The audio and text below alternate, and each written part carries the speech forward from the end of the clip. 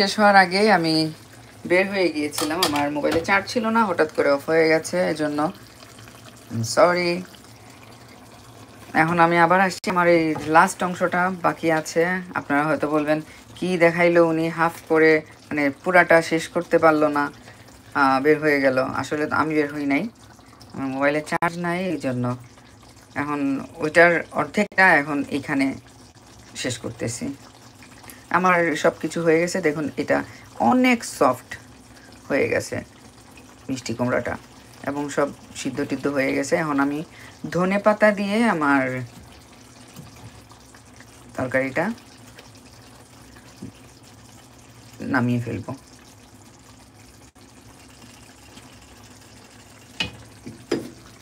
অনেক সুন্দর একটা কালার আসছে দেখুন।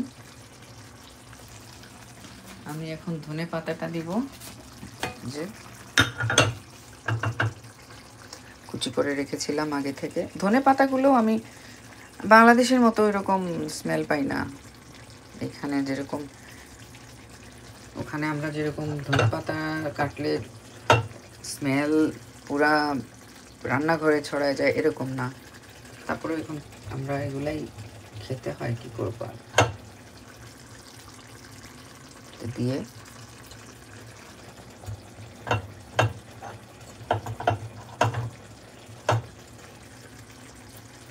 হয়ে গেল আমার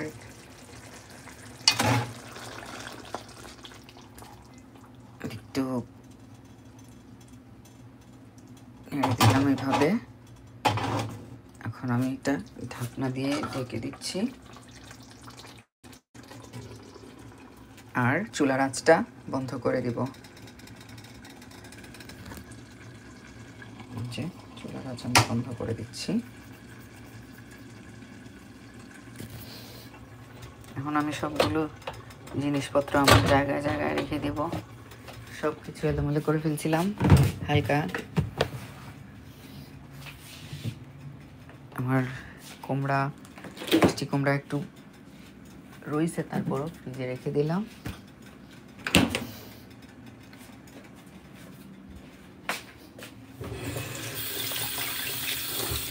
তো গাইজ, আপনারা ভালো থাকবেন, সুস্থ থাকবেন, সুন্দর থাকবেন।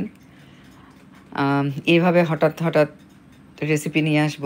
যদি আপনারা আমাকে সাপোর্ট করেন, লাইক কমেন্ট শেয়ার করে আমাকে উৎসাহ দেন, তাহলে আমি এভাবে আসব। আসলে ওই উৎসাহ না পাইলে করতে ইচ্ছা হয় না কিছুই।